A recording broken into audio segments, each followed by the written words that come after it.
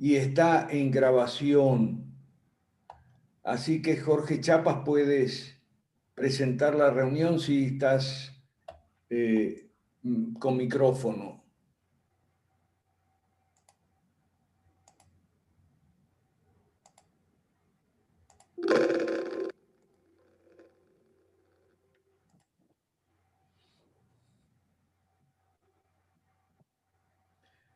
Ok, yo tengo la señal que está grabando y está el Facebook Live. Así que si Jorge Chapas no puede presentar la reunión, bueno, este es el conversatorio de los miércoles del Foro Liberal de América Latina, que es el soporte institucional del movimiento por las 5 reformas.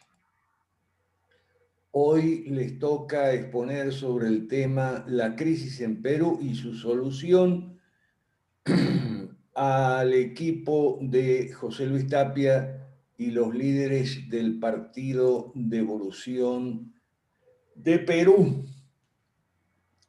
De manera que, si no hay algo más, sin más preámbulo, le damos la palabra a José Luis. Muy buenas noches a todos los amigos de Evolucionarios 5 Reformistas de América Latina. Un saludo enorme de parte del Partido de Evolución. Aquí estamos con los integrantes Juan Alberto Ugaz, Silvia Hidalgo y José Carlos Hernández, que también se van a sumar a esta exposición. Traemos el saludo de nuestros amigos del partido porque queremos compartirles a ustedes nuestras inquietudes respecto al tema que nos acoge hoy día, que es la crisis en Perú, la crisis política y también económica, por cierto, y una propuesta de solución que tenemos nosotros con respecto a la coyuntura. Vamos a empezar rápidamente y quisiera, por favor, que nos disculpen a Juan Alberto y a mí, porque tenemos que salir a eso de cuarto para las 8, porque tenemos una grabación con nuestro director de televisión, de nuestro programa, porque va a ser así, va a ser grabado de 8 a 9, y por eso tenemos que salir más o menos un cuarto para las 8. Se quedará Silvia Hidalgo y José Carlos Hernández a cargo de la exposición y de las preguntas e inquietudes que tengan. Bien, nosotros en el partido, a través de una lectura que hemos estado realizando en estos últimos meses, veíamos que esta situación se iba a dar de alguna u otra manera, pero no en la magnitud como ha sucedido en estos días, que muchos de ustedes ya tienen algo de conocimiento, con los muertos, 2 jóvenes, 2 promesas para el Perú, muertos.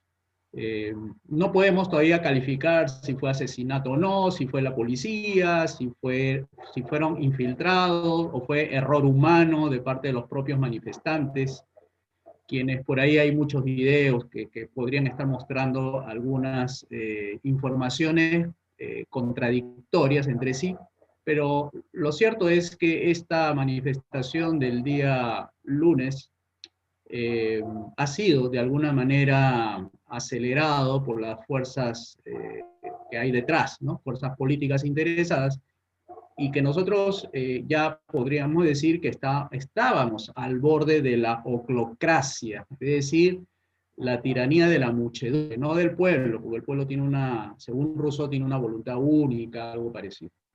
Esta oclocracia quería saltearse la Constitución y elegir a un presidente o hacerlo retornar al que fue destituido.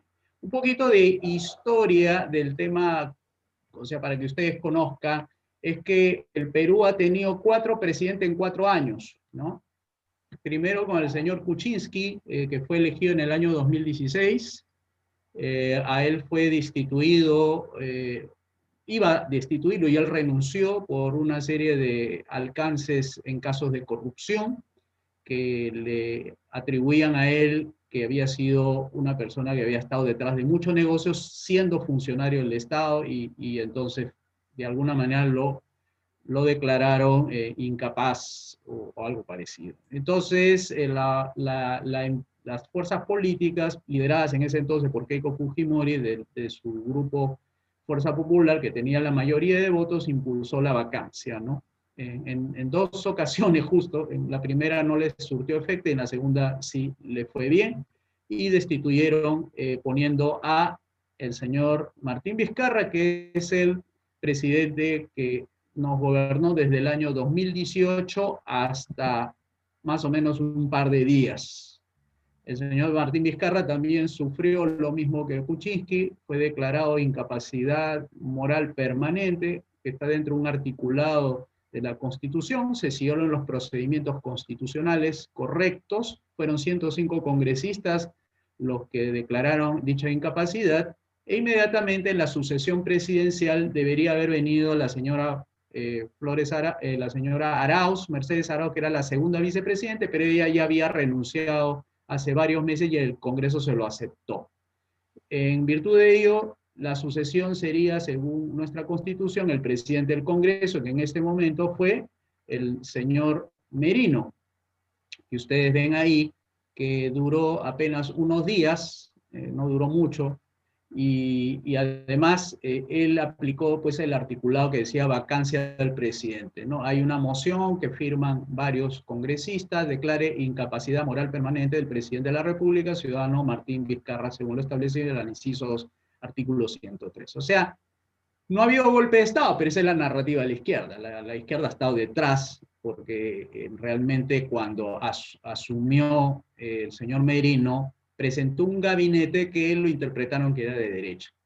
Y además, seguramente dentro de este gabinete iban a descubrir algunas irregularidades que iban a salir a la luz respecto a todos los cuestionamientos que venía arrastrando el periodo anterior, me refiero al del señor Martín Vizcarra. O sea, él ha acumulado una serie de pasivos políticos y también pasivos penales, que le han merecido esa incapacidad, ¿no? Entonces el señor Merino convoca a su gabinete y el gabinete duró pocos días, del cual salieron a marchar, ¿no? Salieron a marchar mucha gente, digamos, para los medios de comunicación. Los medios de comunicación también se convirtieron en propagadores de esta oclocracia, instigada por demagogos que pusieron digamos, en cuestión la sucesión presidencial correcta, limpia, de votación en el Congreso, y mandó, pues, de alguna manera la gente a la calle.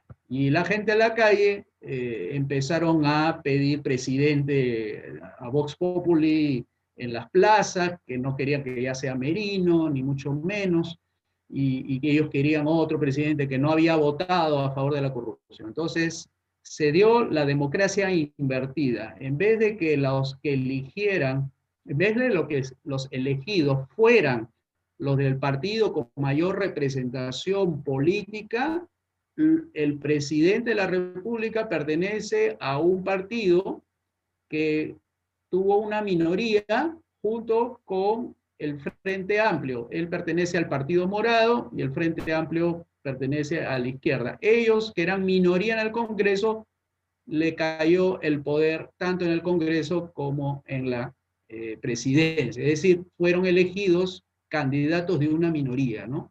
Esa es la democracia invertida que decimos nosotros.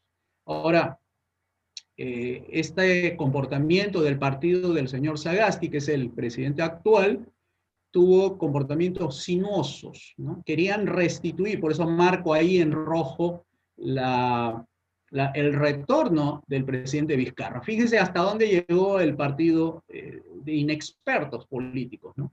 Dio la sensación que cada media hora cambiaba de opinión, incluso el señor Sagasti, que integraba una lista anterior, la de una ex comunista, o bueno, era una ex candidata de la presidencia del Congreso, que no llegó a los suficientes votos, porque si no iba a ser la primera mujer presidente del Perú, y encima de tendencia ultra izquierdista, o sea, al punto que ella en sus tweets declara que la propiedad privada es un robo, para que vean el nivel de dogmatismo que tenía la señora Rosa Silva Santiesteban, que era una poetisa, que no cumplió con tener la suficiente cantidad de votos. Así que se fueron a una segunda vuelta, pero ya al día siguiente, en el cual sale elegido el señor Sagasti. Bueno, el señor Sagasti, en ese trance entre la elección de la señora Silva Santiesteban y la elección de él retiró 2 veces su firma de esa lista. Imagínense la poca pericia política que tenían estos señores del Partido Morado, ¿no? Que ahora son los que están en el gobierno y ya tienen un gabinete casi completo al día de hoy. Entonces, lo que nosotros vemos es que estas fuerzas demagógicas estaban empujando al país hacia estas marchas donde los chicos salieron y decían ni Merino ni Vizcarra, fuera los corruptos. No es por Vizcarra que nosotros marchamos, sino por la democracia, ¿no? Cosas parecidas. Mientras sus padres en los edificios, a punta de cacerolazos, estaban aplaudiendo a sus hijos y se habían olvidado que el COVID, o sea, esta restricción de salida a las calles, seguía ahí, ¿no? Se olvidaron y sus hijos eran los héroes mientras ellos aplaudían y estaban los chicos saliendo. Pero fíjense lo que estoy remarcando. El fondo del asunto es que por ahí queda todavía el remanente de la solicitud de pedir una nueva constitución. Nueva constitución. Y estos son los memes que han ido circulando a través de todos estos días pidiendo nueva constitución, que se vayan todos, ¿no? Que esto es una ficha, obviamente hecho por la izquierda peruana, ¿no? Pidiendo eso, ¿no? Entonces, aparentemente a la gente de clase media se le vendió la idea de que se hacía por la democracia, pero en realidad estaban empujando al Perú hacia la oclocracia, es decir, al gobierno de la tiranía de la muchedumbre, irracional, por cierto, ¿no? Entonces, estas son las exposiciones, las marchas y toda esta manifestación que conllevó pues a una crisis política con violencia, ¿no?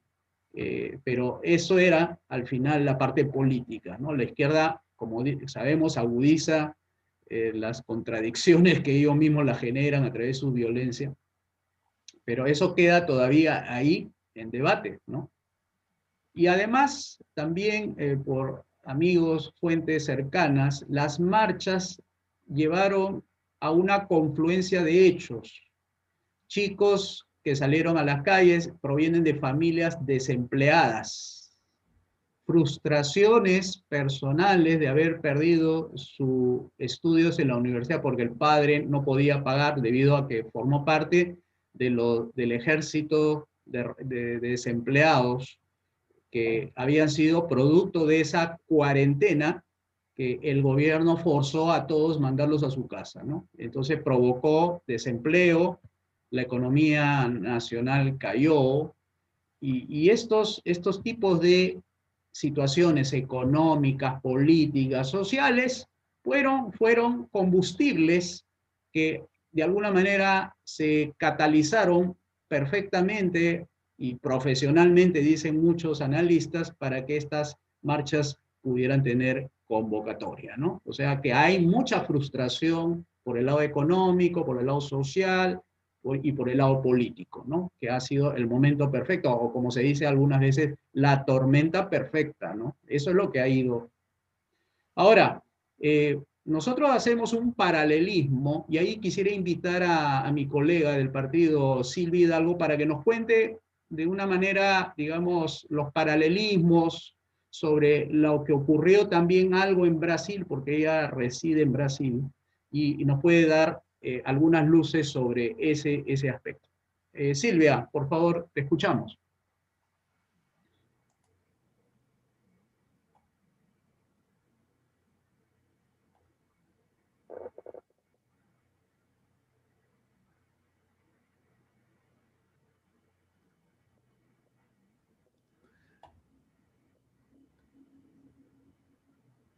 Hay que darle micrófono.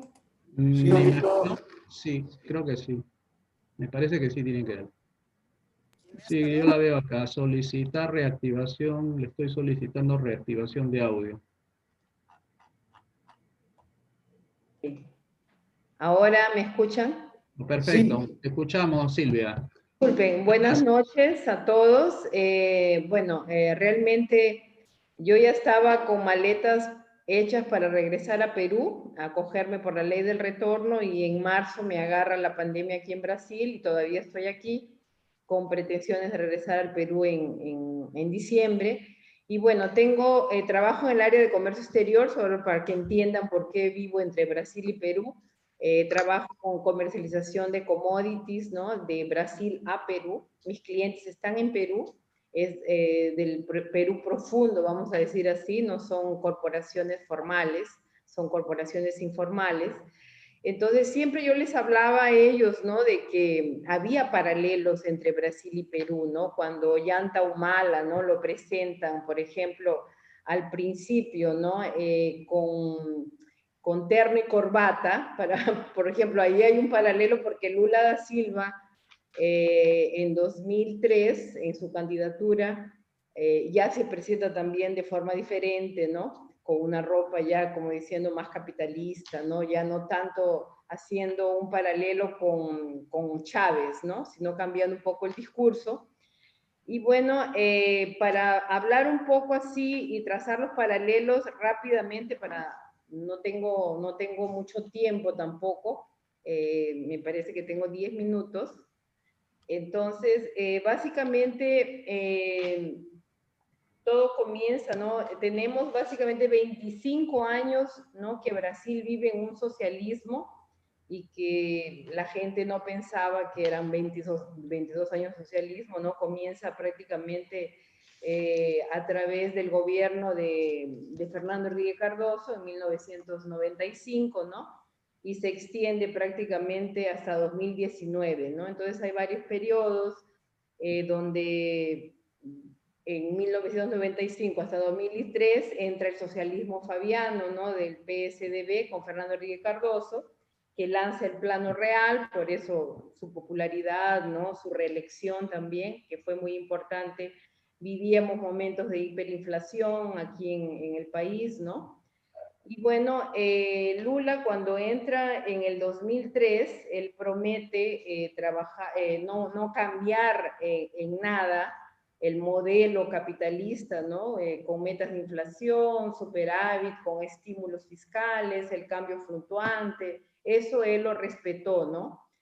Pero ya en 1994, para que vean que esta mafia Odebrecht es antigua, ya se le acusaba que él tenía conexiones con Odebrecht y se le acusó de corrupción. Por eso él no gana la elección de 1995, ¿no? Porque ya lo acusan de corrupción, conexiones con Odebrecht.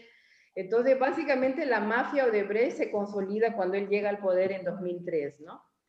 Y bueno, a partir de ahí, el Foro de Sao Paulo ya estaba en el 91, 92 creo que fue formado, ¿no?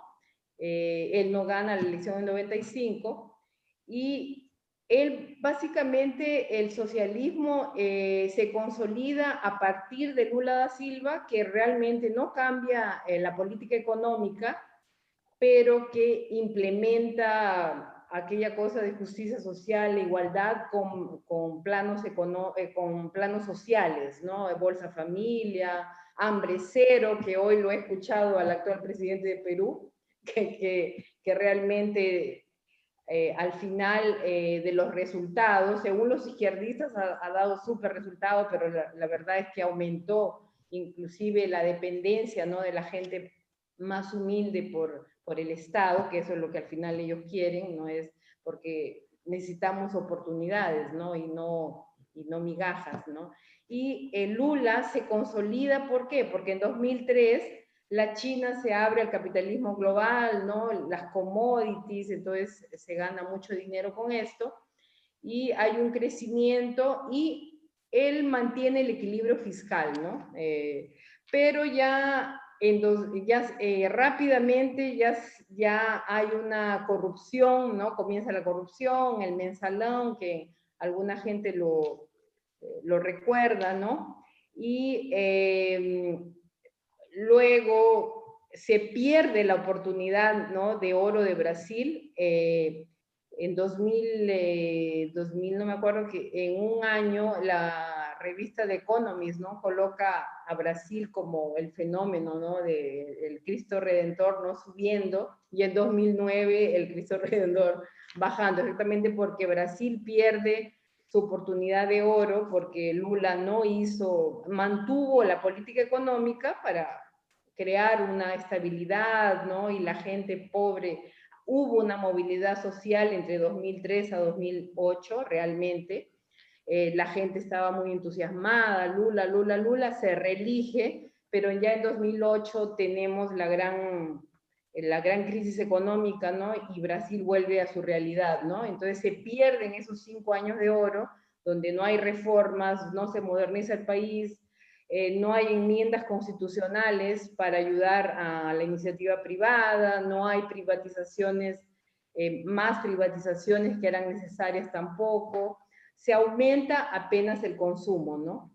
Y la salud y educación para atrás, y leyes de trabajo que aún permanecen arcaicas, ¿no? Entonces, se pierde digamos, la era de oro, ¿no? De Brasil, de 2003 a 2008, y lo que tenemos básicamente es una intervención brutal del Estado, ¿no? Una formación de un narcoestado, a comparación con Venezuela, ¿no? Y todo el Foro de Sao Paulo, como una oposición controlada, porque no hay una oposición verdadera. ¿Y cómo se hace un marxismo cultural, ¿no? Que en Brasil, por ejemplo, yo he comprobado a lo largo de los 28 años que llevo aquí, para más, que ha habido una degradación de los valores de la sociedad a través del marxismo cultural, eso lo veo claramente, y ayudado por una gran emisora, por los medios de comunicación, que es la Globo, 80%, aquí es muy fácil, porque 80% de la audiencia, digamos, televisiva, ¿no? De los brasileños es la Globo, entonces todo lo que la Globo, ¿no? Enseñó durante todos estos años, pues hoy se están viviendo en las calles, ¿no? Todas las agendas, ¿no? Y hoy ya estamos básicamente como Perú. El paralelo que podía decir, bueno, que Ollanta Humala era la cría de Lula da Silva, ¿no? En 2011, en mi punto de vista, se frauda la elección en el Perú, como se fraudó la elección en 2011 también en Brasil, al darle el poder a Dilma Rousseff. El segundo candidato tampoco no era gran cosa, pero después se descubrió, pero bueno, al final no se siente que realmente Dilma Rousseff tuvo una elección realmente verdadera, ¿no? Y en Perú pasa lo mismo.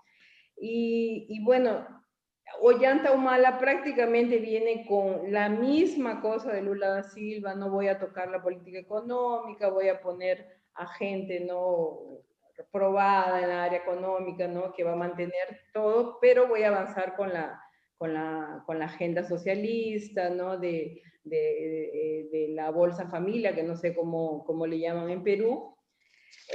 Y las mismas políticas básicamente de dependencia, ¿no? De las clases más humildes hacia el Estado, ¿no? Entonces básicamente ahí ya se puede ver claramente. Y una cosa muy importante es la toma de poderes, ¿no? Que en 25 años que tenemos más o menos de un socialismo más claro, el poder judicial y el poder legislativo prácticamente en Brasil ha sido tomado por la izquierda. Yo creo que quien ha culminado eso en el Perú ha sido Vizcarra, ¿no?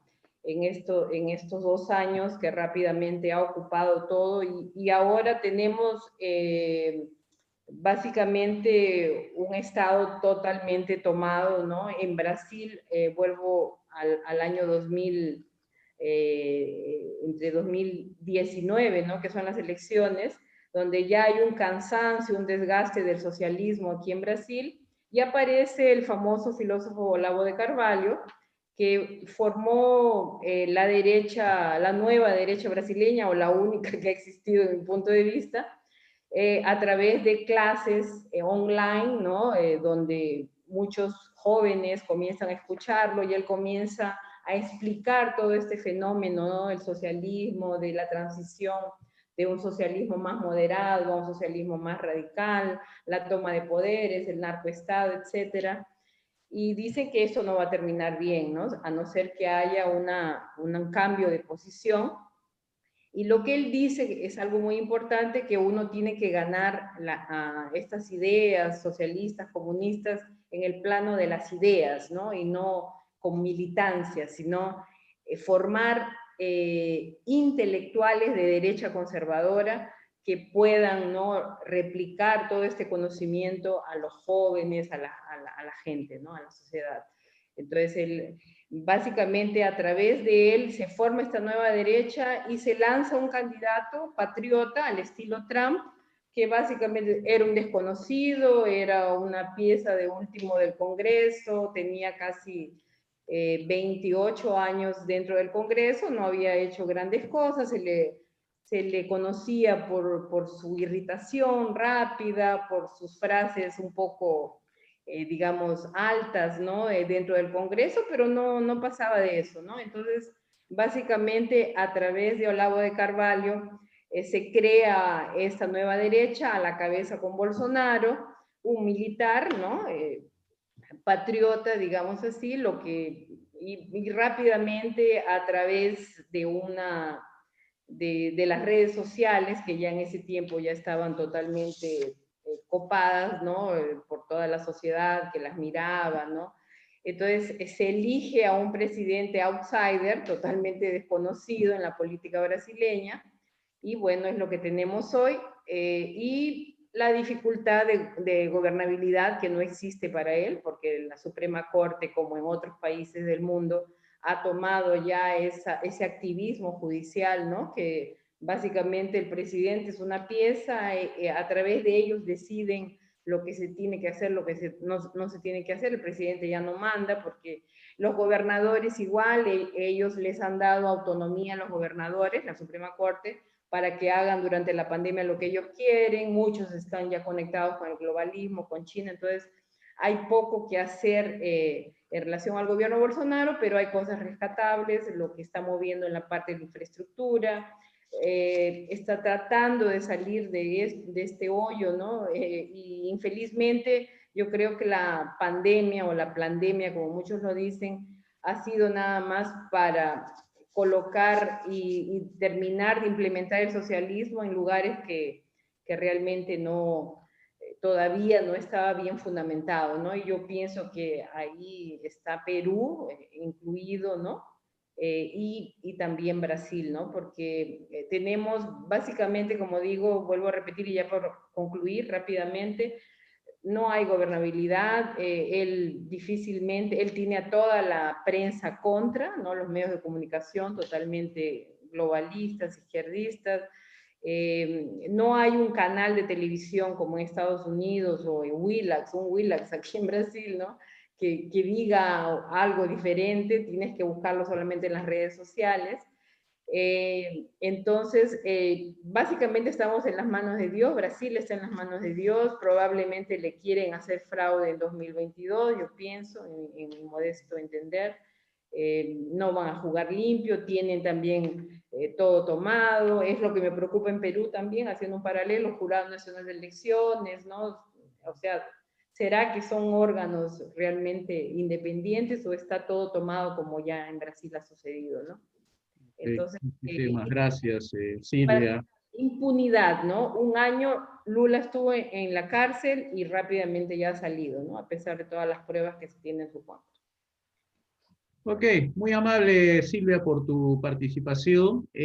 Ahora, ¿qué es lo que estamos pensando nosotros en el partido? Es dos estrategias. Una es la consulta popular para descolocar la izquierda y la otra es el voto nulo para nuevas elecciones. Tenemos que lograr que el 66% de la votación sea declarado voto nulo para que pueda conformarse en nuevas elecciones. Y esto iría a tono de lo que actualmente están pidiendo la gente, algunos, no digo todos, pero dicen que se vayan todos, ¿no? Sí, que se vayan todos. Bueno, que se vayan todos lo haremos en ese momento en la votación, ¿no? Se tendrá que convocar. Y además, algo importante, dentro de una propuesta que seguramente va a jalar algo de público en lo que vamos a proponer es que se derogue por lo menos la ley de partidos para que permitan a partidos como Devolución participar. Vamos a ver cómo lo procesan las personas, pero esas dos estrategias es la que nosotros pensamos hacer. Y Juan y José Carlos van a explicar a cada uno. Yo solamente voy a dejar un tema nada más aquí.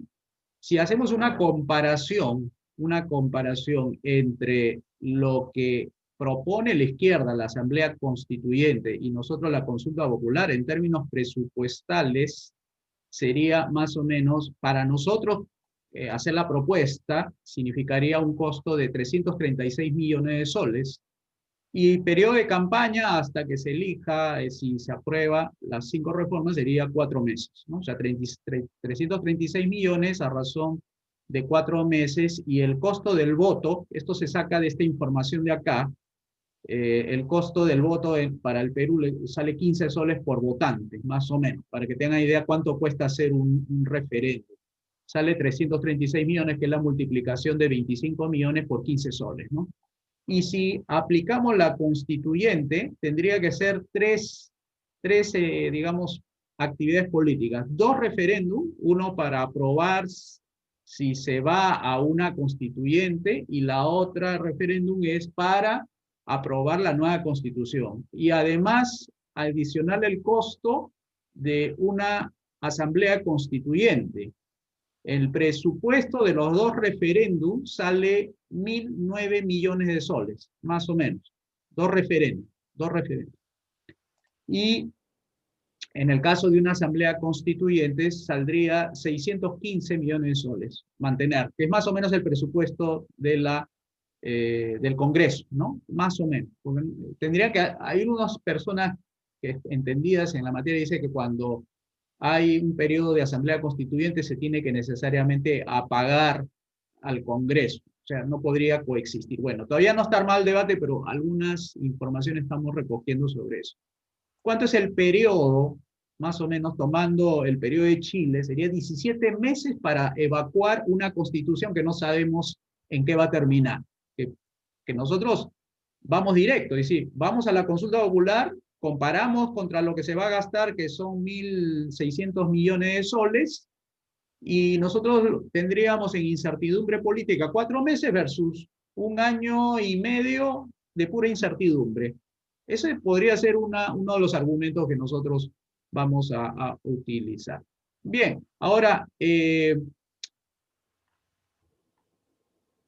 ahí el tema de la representación política. ¿Por qué nosotros tenemos una visión particular sobre esas 2 propuestas? Y ahí José Carlos nos va a ayudar a explicar eso. José Carlos, te escuchamos.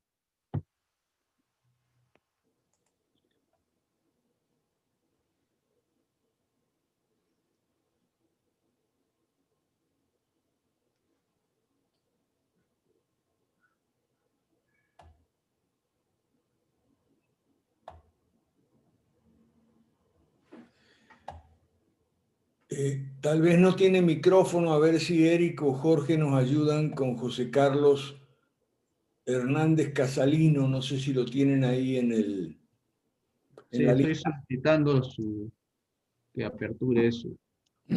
Ahora sí. Ya está. Muchas gracias, José Carlos. Ok, te Este, escuchamos. ok, buenos días con todos. Buenos días, profesor. Gracias, José Luis.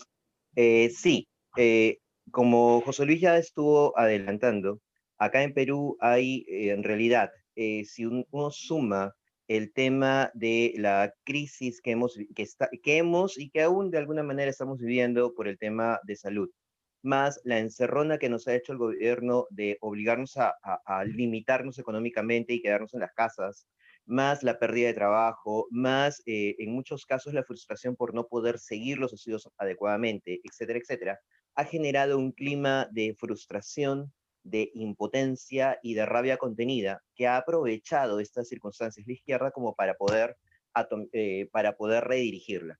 Y ha sembrado en la psique popular el tema de que si esto sigue así con esa nueva constitución, pues simple y llanamente las cosas se van a repetir y va a haber más corrupción. Y ese ha sido lamentablemente el discurso causado. Y en realidad algunos, y no son pocos, se han comprado el discurso, gracias a que prácticamente todos los medios de comunicación han sido utilizados para vender esta idea. Ahora, lo ventaja y lo interesante es que tampoco han permitido, ya hablando en general, a la población tampoco ha permitido el tema de irse a los extremos, porque también tiene cierto recelo de la izquierda como tal. Pero cuando las medidas las proponen sin decir que vienen de izquierda, la gente sí se las está comprando. Como ya de alguna manera se ha sembrado en el discurso político popular el tema de lo de la Asamblea Constituyente, la intención que nosotros tenemos, ahorita hay un debate en ciernes, es, ¿se cambia la Constitución o no se cambia la Constitución? Es de una o la otra, si hay Asamblea Constituyente o se deja las cosas como están. Nosotros estamos tratando de abrir una tercera vía que es, ok, ¿necesitamos cambiar las cosas? Sí. ¿Tiene que ser necesariamente un cambio de Constitución? No, porque lo podemos hacer a través de diferentes maneras. Una de ellas es ciertamente la modificación para poder adaptar este tipo de circunstancias y en este caso nuestro apuntar va por el tema de la consulta popular específicamente para modificar nuestra constitución orientada a las 5 reformas. Un Estado limitado, una protección para la propiedad privada, reducción de impuestos, etcétera, como ya estamos manejando. Esto permitiría jugar a la figura del outsider, de lo nuevo. No es lo que los políticos de siempre están diciendo, que hay que mantener la Constitución porque si no entramos en crisis, y tampoco es el discurso de la izquierda que hay que cambiar todo porque todo es corrupto y todo es podrido y hay que de nuevo refundar la República. Nosotros estamos presentando una alternativa y la justificamos en función de que si uno cambia las reglas del juego, como en cualquier otra situación, se afecta a la economía. Si ya de por sí Perú está viviendo una situación de recesión, con una pérdida de empleo, con una pérdida del poder adquisitivo, a eso le sumamos que un cambio en constitución va a generar incertidumbre y la gente encima va a aguantar inversiones o las va a retirar, pues nos vamos a ir de bruces, ¿no?, contra el pavimento. En cambio, podemos hacer lo mismo, podemos llegar a una modificación y un cambio para bien de las reglas del juego, sin necesariamente paralizar las cosas, sin espantar capitales y más bien recuperando el tema del empleo y la inversión. Es a esto que estamos apuntando. Eh, yo sí no tengo cómo pasar los slides. Sí, sí, Bueno, tú avísame ok. nomás, yo lo paso. Vete a ¿Quieres? las... Sí, o sea, quédate por ahí. Por ejemplo, ahora, nosotros tenemos un objetivo específico, lograr el tema de la consulta popular y lograr una presencia política en el Congreso o en la Asamblea Constituyente. Pero ese es nuestro objetivo. Nuestra realidad es que ahorita no somos todavía un partido y no tenemos una representación. O sea, perdón, somos un partido, pero oficialmente no estamos inscritos. Porque, como bien lo dijo José Luis, la izquierda y el establishment político en Perú, muy amarrado a los círculos de poder, en este caso, se ha encargado de armar tales reglas de juego que hace muy difícil que nuevas propuestas políticas, como las revolucionarias, por ejemplo, puedan surgir como una alternativa visible. Y eso es lo que de alguna manera frena enormemente.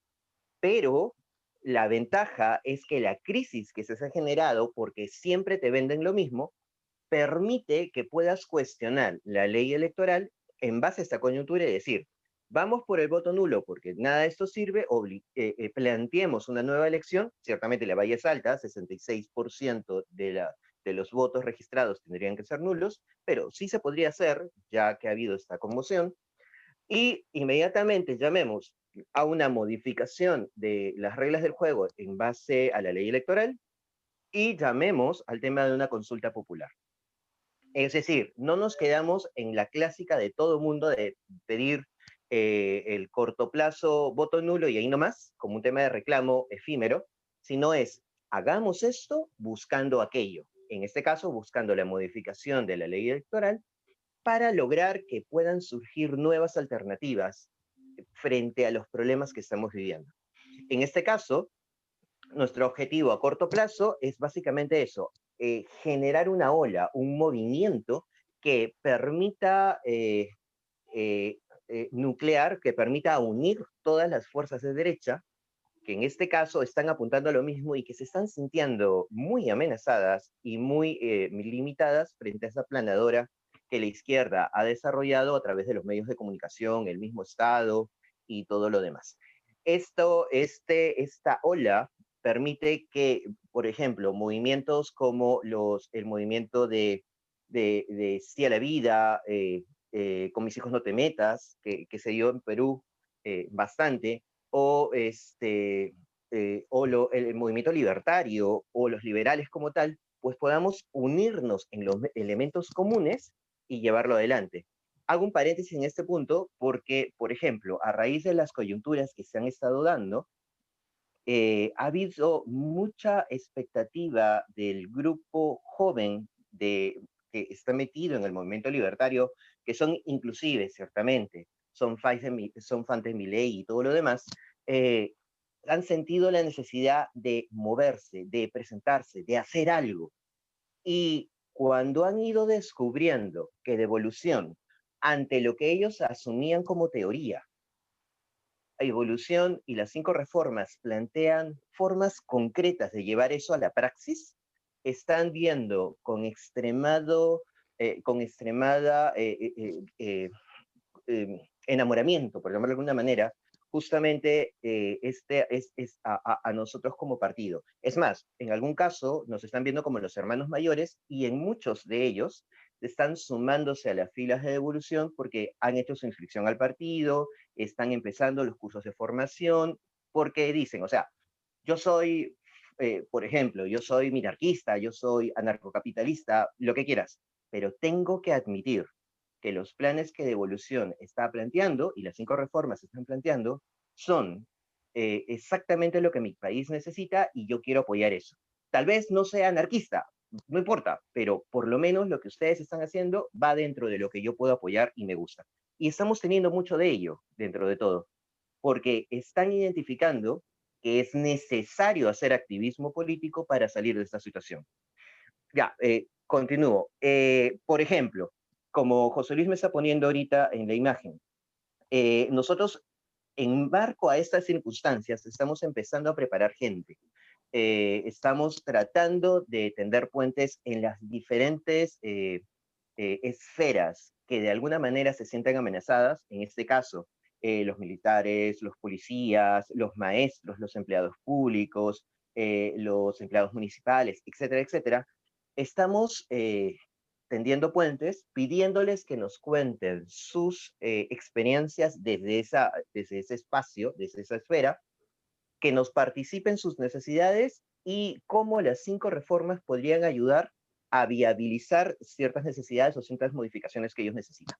Eh, Da la oportunidad de que ellos mismos se sientan identificados, da la oportunidad que ellos sientan que las 5 reformas no es simplemente un plan armado y que es grabado en piedra y que tiene que ser así de fijo, sino que permite que ellos sientan que son parte de ellos mismos, que se están tomando en cuenta sus opciones, sus puntos de vista, sus necesidades, y están ellos mismos ayudando a defenderlo.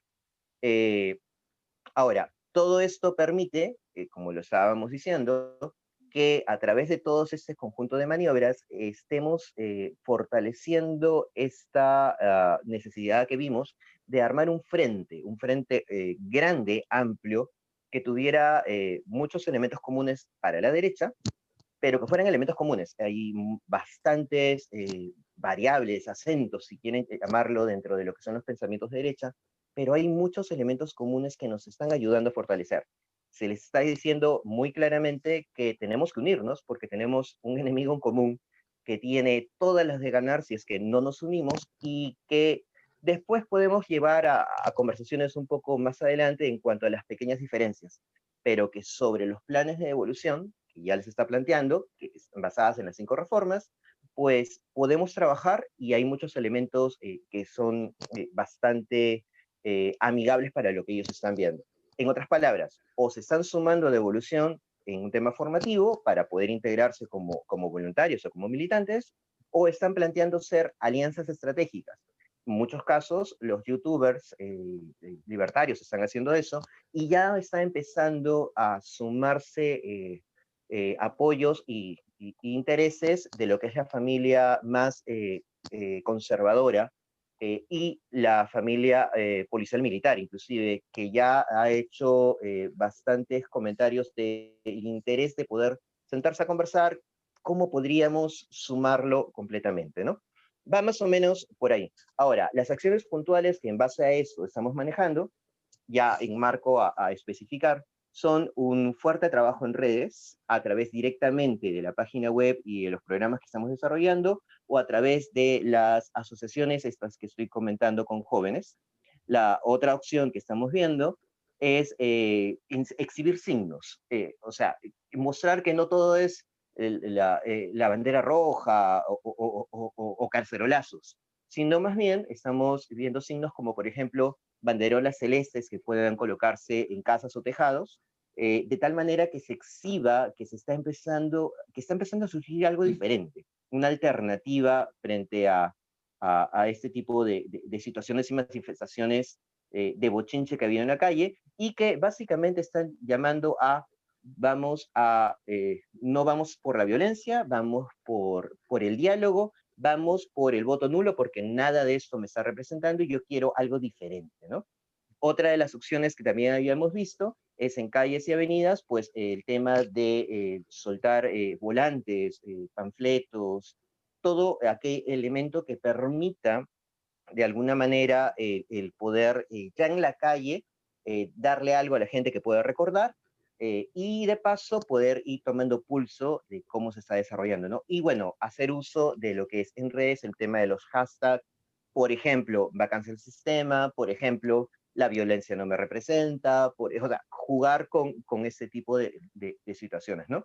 Y a través de lo que es los programas, en este caso los programas que nosotros tenemos teniendo, poder difundir igualmente el discurso y aprovechar que como se nos están sumando jóvenes movidos por esta euforia, pues estamos empezando a organizar lo que son las llamadas masivas a lo que es los programas de televisión o a los congresistas o eso, para que constantemente les estén mandando correos, les estén mandando WhatsApps, les estén mandando cartas, de tal manera que se genere una ola de presión popular en la que ellos noten, oiga, ¿qué pasa? O sea, 500 correos, 1000 correos que me lleguen de golpe, pues genera una expectativa, una presión, pidiendo básicamente lo mismo. O sea, no cambiemos la Constitución, sino reformemos la Constitución, vámonos por las 5 reformas, vamos por esta vía, ¿no?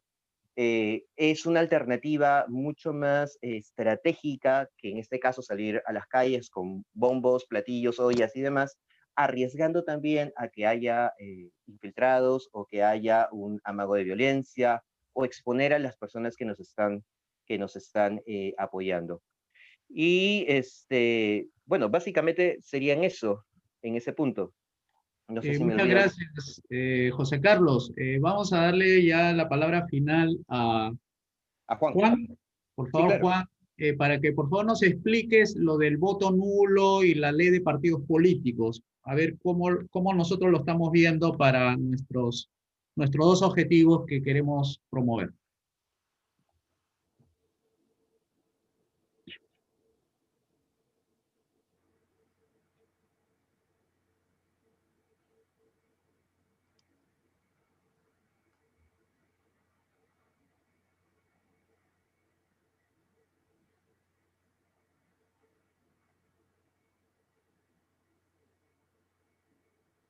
¿Está Juan ahí o no? No lo veo. Juan Alberto. Sí, sí está. Vamos a solicitarle que levante su micrófono. ¿Aló? ¿Ya estoy ahí o no? Sí, perfecto. Te Ya, escuchamos, ok, Juan. sí, bueno, ¿cómo están? Buenas noches. Sí, antes de explicar lo del voto nulo, es importante también explicar que la coyuntura que se ha presentado de crisis en el Perú permitió algo interesante, que descubrir que el partido tiene respuesta rápida. Y la respuesta del partido ha sido muy importante. La gente tuvo expectativa por saber qué íbamos a decir. Y en vez de responder el mismo día, dijimos, tal día respondemos. Entonces creamos expectativa para que nos sigan. Eso fue uno. Lo otro es que hemos hecho un análisis correctísimo de lo que ha ocurrido y que nos permite decir lo que hoy consideramos en el discurso que le hemos dado a la gente, la reingeniería política, que es algo que ya los 5 reformistas lo venimos diciendo hace tiempo. Hay una derecha mala y hay una derecha buena. Y esta coyuntura nos ha permitido eso. ¿Por qué? Por 2 razones. Esto es parte de una pelea estúpida que viene hace 30 años entre una derecha vargallosista y una fujimorista, que quizás no se digan que son de derecha, pero sus votantes creen que sí lo son. Y se pelean los de aquí con los de acá.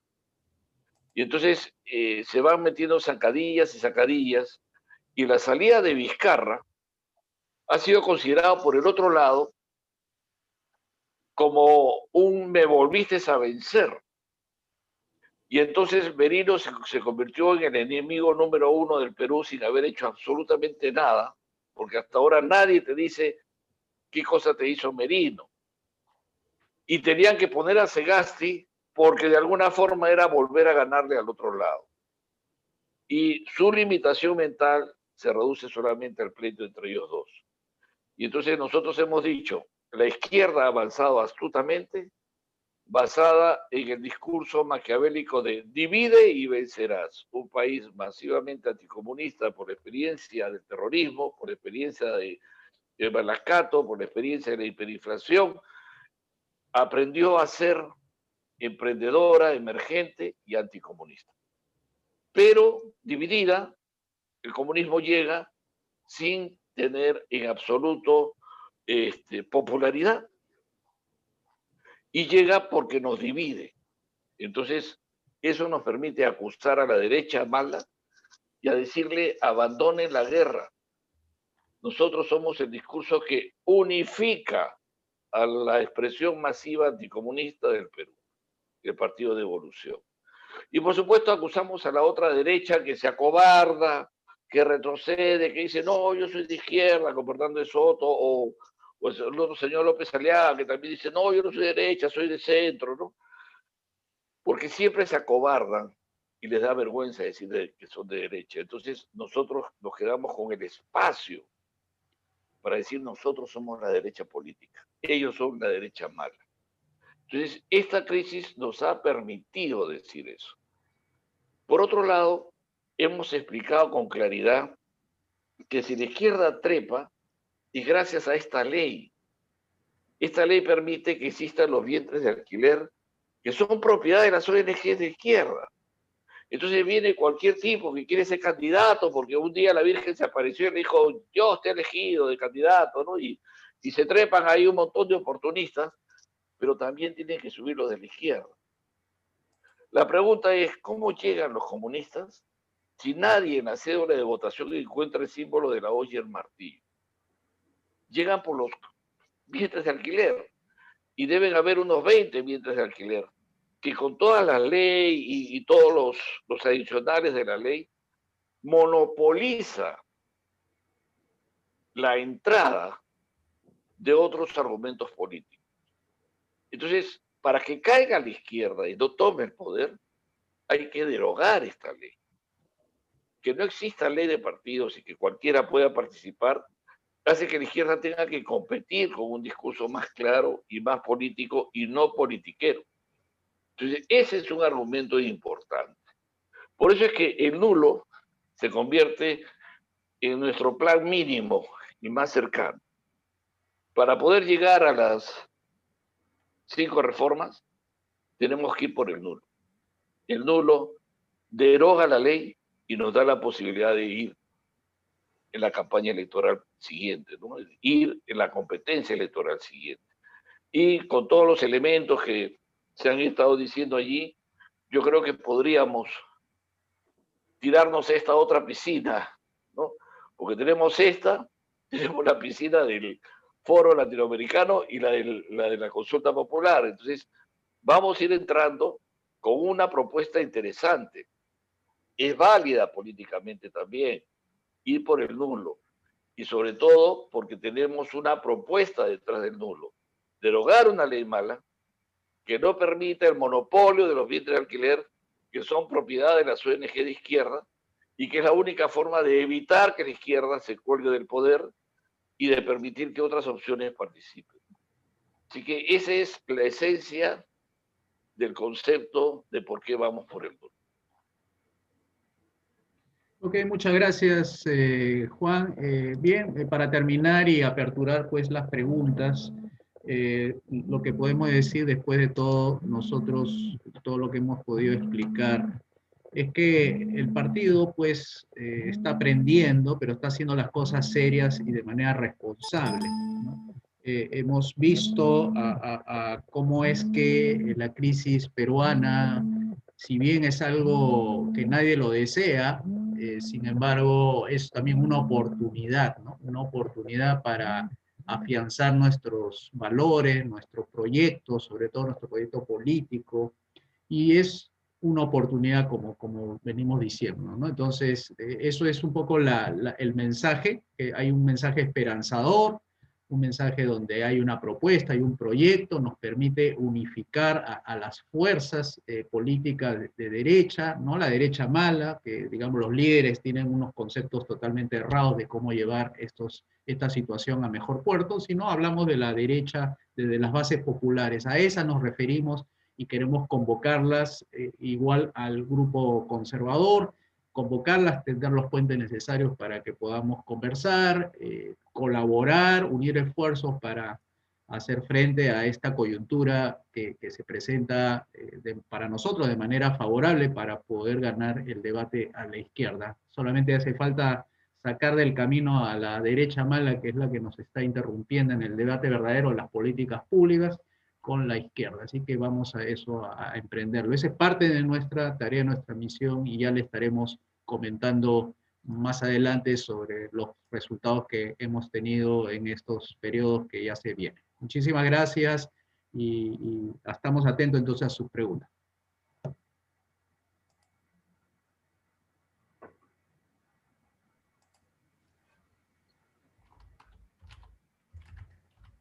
Muy buenas noches, amigos. Jorge Chapas, por acá nuevamente. Bien, profesor, si gusta, entonces abrimos los micrófonos. Creo que hay varias personas con la mano levantada y también algunas preguntas en el chat. No sé si le damos la mano a González Samir, quien ha sido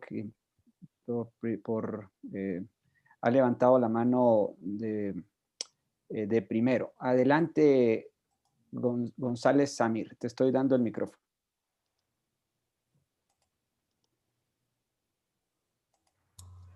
Sí, muy buenas tardes a todos. Se te escucha entrecortado, González Samir. Mil disculpas nuevamente. Vamos a ceder la palabra a otra persona. Por favor, si corriges tu internet o pones tus preguntas en el chat de Zoom. Sí, yo le...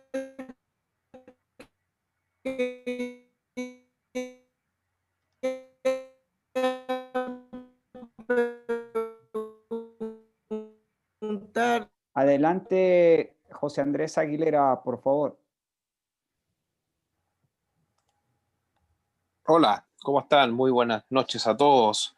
Bueno, ha sido una interesante exposición de cada uno de los miembros de este grupo, en donde hay algunas cosas que yo he querido realmente destacar. Sí. González Samir, disculpa, no te escuchamos, no tienes buen internet. Por favor, pon en mute tu micrófono. Eric, si nos ayudas, estoy tratando de poner en mute a González Samir, pero ahí está, ya salió de la sala. Sí. Adelante, José Andrés, por favor. Muchas gracias, muchas gracias. Bueno, anoté varias cosas que son muy interesantes de poder tomar atención de lo que está ocurriendo en este común denominador de la política a nivel internacional, sobre todo en Latinoamérica. Es una silla musical de la corrupción. Vemos como los gobernantes que se mandan las embarradas del porte de un buque vuelven otra vez sus mismas tendencias, vuelven a sus países cuando han sido expulsados, vuelven a ser reelectos los mismos partidos políticos que han hecho de falco con los recursos de todos los miembros de esas naciones. Entonces es preocupante porque al parecer la sociedad no está cuestionando de raíz el problema de la corrupción, sino es como la nata, es como lo superfluo por encima y posteriormente luego se olvidan. O sea, la mente parece que la sociedad es muy frágil. Otro concepto también que tomo es que nuevamente empiezan a meter el caballo de Troya de una nueva constitución, como en el caso de algunos letreros que hemos visto a través del Perú y lo decían también en la exposición. Otra estrategia más del gradualismo de la izquierda. Cómo van hilvanando tan meticulosamente que al final son como serpientes, que al final nosotros nos damos cuenta que cuando estamos con la boa en el cuello, prácticamente nos damos cuenta de que han hecho todo este trabajo muy silenciosamente.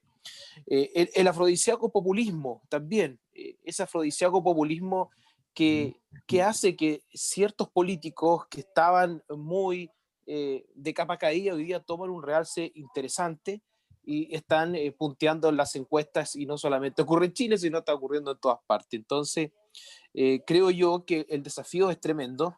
Yo no sé, el conocimiento es muy importante, creo que hay que tener mucho conocimiento para enfrentar esto, pero como decía por ahí un pensador, 99%, ¿cierto?, de inspiración y 1% o 1% de inspiración, 99% de trabajo, de acción, de transpiración, porque yo creo que la forma de poder ganarle espacio a la izquierda es a través del voto, a través de conquistar el corazón de las personas, porque si no vamos a seguir analizando toda esta situación de por vida y vamos a ver cómo la izquierda sigue mintiendo, sigue utilizando a las personas con falsas y utópicas esperanzas y nosotros vamos a seguir esperanzados de que algún día podemos ser realmente ese gobierno de orden, justicia y libertad. Así que eso quería, como más que pregunta, argumentar a la excelente exposición que han hecho cada uno de los amigos de este foro.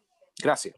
Muchas gracias a ti, José Andrés, bien apuntado, y en efecto reiterar el agradecimiento y felicitación al Partido de Evolución, José Luis Tapia y su equipo que experimentan pues esta estrategia muy interesante. Le damos la palabra a Milán Saravia, que ha también levantado la mano. Adelante, Milán, te estoy dando micrófono.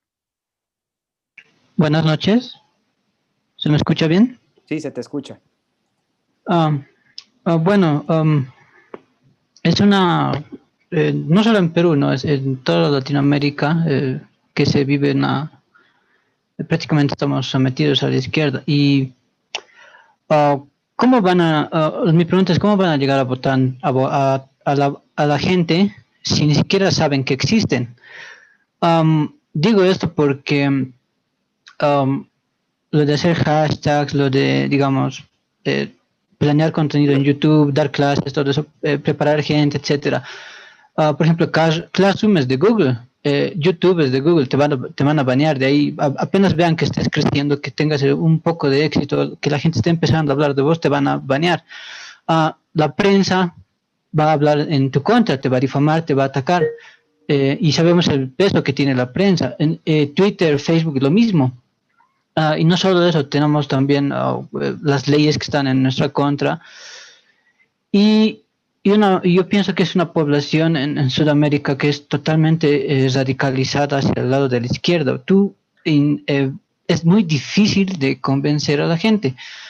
Pero el problema más difícil a mí me parece que es cómo van a hacer para que se den cuenta de que existimos y de que tenemos la razón, más que todo, porque en Latinoamérica nos gana mucho el argumento emocional sobre el argumento lógico.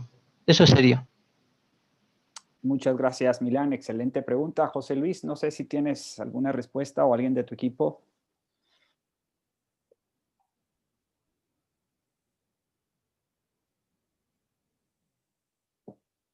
José Luis, ¿me escuchas?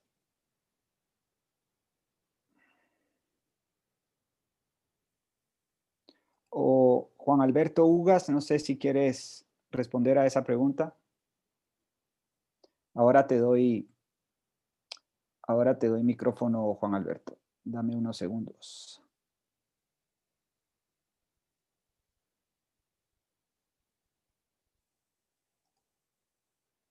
Adelante, Juan Alberto. Ya, sí, mira, con esta pregunta yo ya nos estamos despidiendo porque vamos a hacer una grabación ahora. Mira, el partido está ganando muchos adeptos y seguidores. Hemos crecido bastante, la gente nos está escuchando. Hoy día, por ejemplo, ya incluso hay radios que nos buscaron. Y hoy nos ha buscado una radio online de Tampa, Florida, que va a debutar en la señal con nosotros, que es Chepito Ríos Online, y que es de peruanos y que quieren difundir lo que estamos haciendo, que nos van siguiendo por ahí, nos van viendo, en fin. Entonces, yo creo que hemos crecido bastante rápido a pesar de que todavía somos muy pequeños y que este crecimiento va a seguir constantemente, que la gente se está pasando la voz. Nosotros habíamos calculado tener 10.000 seguidores en diciembre. Dijimos, uy, llegaremos a 10.000. Bueno, ya estamos en 12.000 y no hemos llegado a diciembre todavía. Y es posible que sigamos creciendo. Entonces, se está haciendo un efecto multiplicador. Sí, es verdad, son retos grandes frente a lo que nosotros estamos planteando. Tenemos que hacer una tarea de llegada a medios de comunicación de señal abierta y a medios de prensa, y ya estamos en ese papel haciendo planes. Pero nuestro planteamiento político es lo que necesitamos es la difusión. Esa es la parte un poquito más difícil. Pero sí es cierto, tenemos que seguir trabajando en la parte difusora. Lo importante es que tenemos la claridad política frente a la coyuntura que vivimos. Yo les agradezco a todos la presencia, el habernos permitido escucharnos, pero tenemos justo esta grabación y me están entrando la señal Skype que tengo que contestar allí. Entonces, yo les agradecería muchísimo que nos eximan de seguir en esta charla a nosotros, a José Luis y a mí, y por supuesto, el lunes en el aula virtual, cualquier otra pregunta, estamos a disposición para poder contestarla. Si me permite, Gracias. Jorge, me voy retirando también. Ya se fueron, se fue José Luis ya. Okay. Quien se queda, por favor, es José Carlos. José Carlos puede Sí. absorber bien las preguntas junto con Silvia. Ok. Que tengan que Ok, listo. Gracias. Perfecto, gracias y muy buena suerte, amigos. Bien, le vamos a dar la palabra entonces en este orden a Fernando Feliz, Hugo Estornailo, Juan David Betancourt. Por favor, audaces, breves y concisos en sus comentarios para darle finalmente la palabra al profesor Alberto Mansuetti para que redondee el tema. Adelante, por favor, Fernando, desde República Dominicana. Muy buenas noches a todos. Gracias por haberme recibido aquí. Espero que en el Perú todos se encuentren bien a pesar de la locura que se ha vivido ahí. De hecho, en estos días yo estuve hablando con algunos amigos sobre lo que estaba sucediendo en Perú. Y de hecho, les dije, la verdad es que ahora al Perú, no sé si lo vivieron en algún momento, les tocó la era de Concho Primo.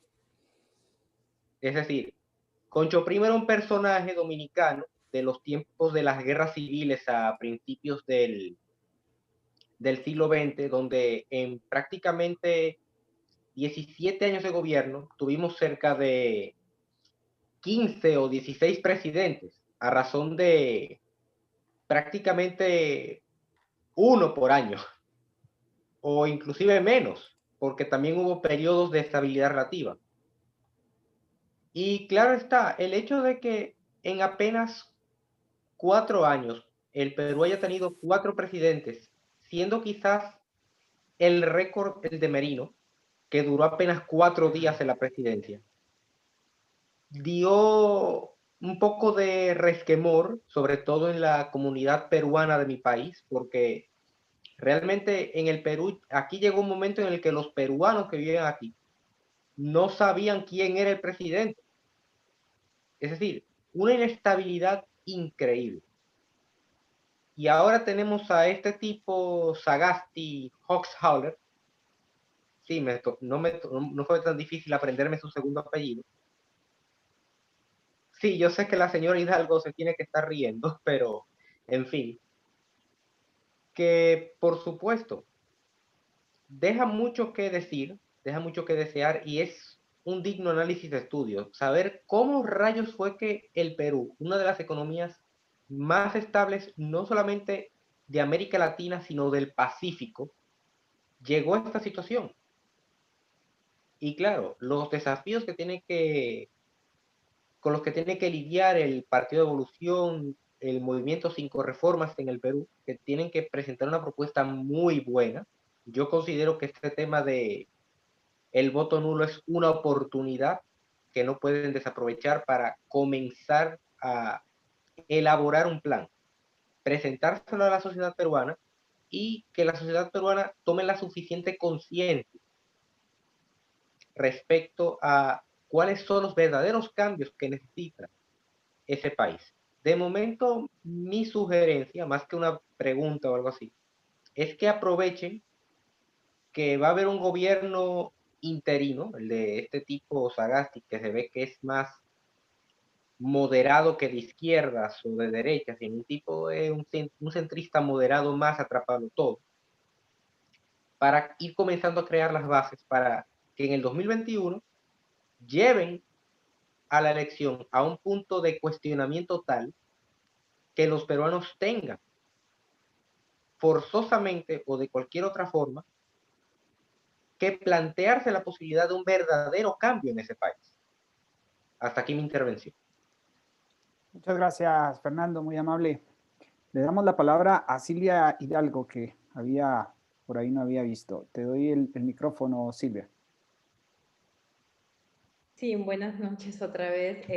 Gracias, Fernando, por tu intervención. Realmente, en mis estudios, ¿no?, sobre la sociedad peruana, bueno, el Perú siempre ha pasado por estas revoluciones, ¿no? Pero he aprendido que la historia, que los incas eran capitalistas, ¿no? La verdad, esa mentira, y eso el gran economista Hernando de Soto, que inclusive es candidato a la presidencia, ¿no?, lo afirma, y yo tengo seguridad porque trabajo con este tipo de gente, con el Perú profundo que le llamamos, ¿no?, gente que viene de los Andes, que realmente ellos creen en la propiedad privada, ¿no? Y yo tengo esperanza que este pueblo trabajador, ¿no?, realmente no se deje confundir, porque la izquierda son los genios del mal, ¿no? Miren lo que han hecho con Brasil, ¿no? Yo he vivido en Brasil durante muchos años y veo pues que a través de las ideas, por eso es que Olavo de Carvalho, este filósofo brasileño, que si ustedes no lo conocen, sería bien interesante que lo conozcan, dice, ¿no?, nosotros podemos solamente ganar esto en el universo de las ideas, ¿no? Formar intelectuales con conocimiento que realmente pase a la sociedad, y realmente tengamos esa empatía, ¿no?, con esa sociedad hambrienta de líderes, ¿no? Lo que el Perú no tiene son líderes, ese es el problema, ¿no? Yo creo que el Partido de Evolución en ese sentido puede llenar ese espacio. Ahora, lo que yo levanté la mano fue porque me preocupa mucho los fraudes electorales, ¿no? O sea, en Brasil ya se ha comprobado que han habido varios fraudes electorales. Lo de Bolsonaro, en mi punto de vista y en el de muchas personas, fue la mano divina que hizo con que el fraude no se concretizara, ¿no? Entonces, mi preocupación, y si el profesor Mansuetti puede responder, o alguna otra persona, ¿cómo podemos impedir, ¿no?, que realmente caigamos en un fraude electoral, ¿no? Que la verdad que yo no sé qué se ha escuchado de ese señor Sagasti, del Partido Morado, pero yo he estado averiguando y viendo sus referencias, pues es un señor de izquierdas. Cuando ese señor habla del programa Hambre Cero, que es el programa igual al de Lula da Silva, ya me llena de preocupación, que esta derecha falsa o centro falso esté más conectado con el Foro de San Pablo de lo que nosotros suponemos. Recordando que la vicepresidencia del Perú en este momento está con la señora, no me acuerdo el apellido, que todavía no los he aprendido, del Frente Amplio. O sea, yo creo que todavía estamos en un momento bastante complicado. No quiero ser pesimista, pero yo veo la realidad, ¿no? del caso. Y por eso me preocupa un fraude electoral, ¿no? Y a pesar del voto nulo, de todo lo que estamos conversando aquí, pues con el fraude electoral pueden poner a cualquier cosa, ¿no? Inclusive el Partido Morado, alguien más acorde al globalismo, ¿no? No sé si alguien tiene algún comentario. Sí. Se lo agradezco. Sí, gracias, Silvia. Profe, le pasamos la pelota. No sé si tiene alguna respuesta al respecto.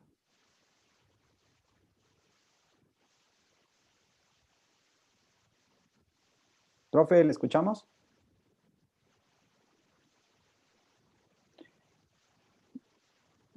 Profe, ¿tiene micrófono? Dice que ahí en el chat escribió que se le fue el audio por completo. No sé si pueda salir y entrar. Déjame ver si le puedo auxiliar por fuera. Ok. Ok, mientras tanto, entonces dejamos en el congelador esa pregunta, Silvia. Ok, profe, le van a ayudar. Y le damos la palabra a Hugo. Por favor, Hugo, adelante con tu intervención y luego con José Carlos para ir terminando, amigos. Listo, muchas gracias. Aquí la pregunta es esta. En el Ecuador, pues realmente no tenemos candidatos de derecha verdadera o de derecha real. Y justamente tenemos elecciones próximas y las opciones que se nos plantean, que de hecho hubo una alianza entre el Partido Social Cristiano y el partido, creo que, bueno, los socialcristianos son socialdemócratas en realidad, y creo es liberalismo, pero liberalismo a medias, pues. La pregunta es, ¿por quién se vota si es que no se tiene una opción real de voto?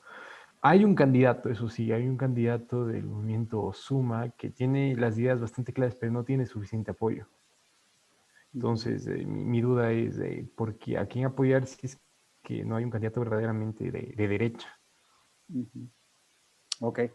Bien, gracias por tu pregunta. Hay una respuesta corta al respecto, Hugo, y es lo que nosotros promovemos como el voto antisistema. ¿Okay? El voto antisistema es el voto nulo, la abstención o el voto en blanco, ¿verdad? Esas son las tres opciones que nosotros promovemos como voto antisistema desde el Movimiento 5 Reformas en América Latina. O sea, cuando no hay una opción clara de derecha liberal que proponga cambiar el sistema de gobierno y economía, la opción que tienes, Hugo, es la de pues, votar nulo, votar en blanco o abstenerte de ir a votar. Ahora, claro, sigue todavía en pie esa pregunta que Silvia hace sobre el tema del fraude electoral, ¿no? Que bueno, es común en todos nuestros sistemas electorales y de partidos políticos. Al respecto, Silvia, bueno, francamente hay primero que reconocer que en toda votación siempre hay una dosis de fraude, ¿ok? Eso es así, es, digamos, algo inherente al sistema democrático y pues de alguna manera tenemos que lograr tener un movimiento tan grande que haga tanta presión y tanta fuerza que esa porción de fraude sea de alguna manera minimizada, ¿no? Porque es prácticamente insalvable el hecho de que pues todo el sistema electoral y de partidos políticos. Sí, sí, te escuchamos, Alan, gracias. Excelente. Sí, te escuchamos. Buenísimo. Es insalvable el hecho de que haya una dosis de fraude mientras los estatistas, ya sea de corte socialista o mercantilista, estén en el poder. Entonces, bueno, hay que arriesgarnos, ¿no? De alguna manera. Esa sería mi respuesta. Creo que el profesor puede complementarla seguramente. Antes de darle la palabra al profe y para que redondee el tema y dé sus comentarios finales al conversatorio de hoy, le damos la palabra a José Carlos Hernández, por favor. Adelante, José Carlos, te doy el micrófono. Ya que termine, te digo Ya, gracias Jorge. En realidad quería responder varias preguntas por lo que han venido planteando. En el chat estaban poniendo si es que devolución llega, o sea, si llegábamos a los 66% de voto nulo, si es que devolución se presentaría. En realidad es básicamente eso.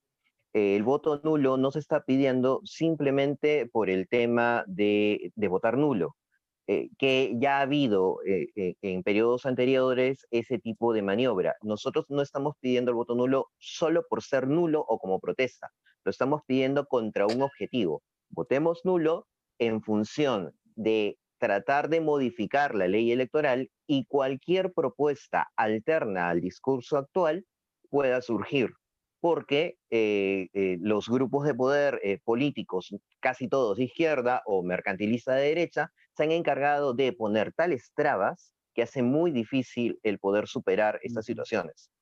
Ahora, ciertamente, si se logra destrabar, devolución se presenta en una, sea porque ciertamente estamos en ese proceso. Lo otro, en realidad, como lo comentábamos, para nosotros, más allá de los sinsabores de las circunstancias que estamos viviendo en Perú, esto es una oportunidad de oro, porque justamente en esta situación de distorsión, de zozobra, es cuando las propuestas que pueden ser radicales, pero para bien, como el caso de 5R, pueden ser escuchadas. En cambio, cuando todo está sereno, en realidad nadie está muy dispuesto a escuchar. Es el motivo por el cual, en el caso de devolución, en un rango de una semana, hemos tenido picos de atención y demás. Y también porque nos está dando, como nunca, la oportunidad para que nos podamos sentar en la misma mesa, liberales, libertarios, conservadores, busquemos los puntos comunes y hagamos un frente sin quedarnos en el qué nos diferencia, sino más bien en qué nos une, teniendo en cuenta que tenemos un enemigo mucho más grande. Esto les puedo asegurar que en años pasados hubiera sido imposible, porque todo el mundo estaba pensando que el otro no piensa como yo. En cambio, en este momento, esta coyuntura nos está permitiendo tender los puentes que están motivando a mucha gente a acercarse y que, para suerte nuestra, está viendo en devolución un ejemplo de cómo llevar a la praxis, al activismo político, lo que las ideas de la libertad manejaban como una teoría. Es decir, estamos mostrando el camino, que ya no nos quedemos en el tanque de pensamiento, sino pasemos al activismo político como una manera real de lograr esa transformación que estamos buscando. Por ello, con sinceridad, si logramos hacer una unión en lo común, los liberales, los libertarios y los conservadores, es decir, hacemos un fusionismo como tal, que va a haber fraude, lo va a haber, eso lo sabemos, pero va a ser tal ola, tanto ruido este tipo de situaciones, que ya la izquierda va a verse obligada a tener que sentarse y a replantear las cosas. Como dijimos, el gran problema ni siquiera es que nos estén ganando en las redes sociales o nos ganen en los canales de televisión. El problema es que hay una hegemonía del discurso de que todas las propuestas políticas son de izquierda. Nosotros lo que queremos es que las ideas de derecha también puedan exponerse. Y esto sí se puede lograr a través de ese proceso. Así que los temas de fraude no dejan de ser preocupantes, pero no son necesariamente de alarma. En realidad, estas coyunturas permiten este tipo de situación, ¿no? Muchas gracias, José Carlos, por el tiempo, estimados amigos. Le damos el micrófono directamente al profesor para que redondee el tema. Adelante, profe, bienvenido. Gracias. ¿Se oye bien? Sí. Sí. Ok, pido disculpas porque de repente no sé qué pasó aquí. La tecnología no es mi fuerte. Gracias a Dios vino Alan y me resolvió el problema. Yo quiero felicitar al equipo de Perú, a todo el equipo, a José Luis y a Ugas y José Carlos y Diego Hurtado, porque realmente han hecho un trabajo extraordinario, han crecido y lo que es mejor, decía, ¿por qué han crecido? Porque se han enriquecido, ¿ok? Se han enriquecido. Y se han enriquecido con aportes, ¿ok? Muy bien dijo José Carlos que el plan de las 5R, la fórmula de las 5R no está escrita en piedra. Eso es cierto. Aceptamos propuestas y cambios y todo lo que sea para mejor, todo lo que sea para enriquecer. Y por lo que veo, todas estas propuestas que han sido asimiladas y están siendo desarrolladas por el Partido de Evolución han sido para sumar, no para restar. ¿Ok? Yo debo decir que pese a la buena voluntad de la gente que estaba desarrollando Perú Nuevo, con el liderazgo de Claudio Sola, se perdieron porque empezaron a decir, bueno, las 5 reformas no están escritas en piedra, aceptamos propuestas, pero entonces carecieron de filtros,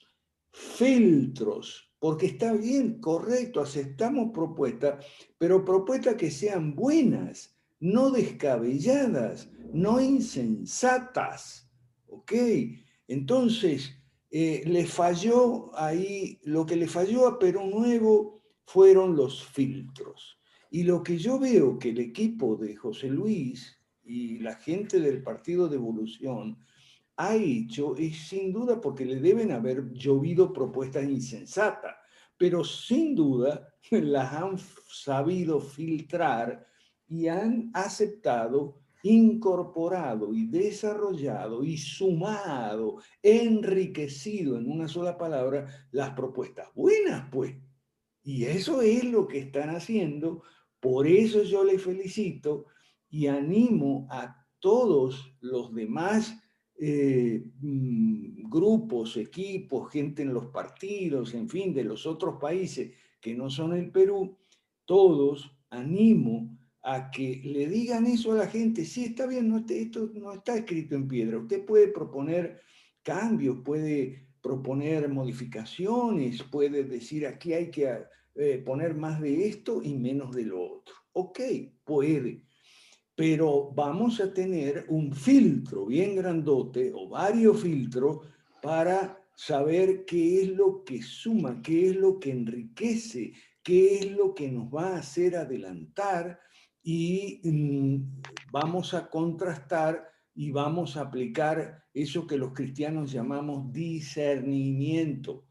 Vamos a aplicar el criterio. Yo siempre insisto en mis clases, la palabra criterio en griego era el cernidor, ese cernidor que le ponemos a la harina, o que los griegos le ponían a la harina, para que el cernidor filtrara la harina, pero no dejara pasar las impurezas, no dejara pasar las insensateces, no dejara pasar cosas que van en contra de nosotros y no a favor de nosotros. ¿Ok?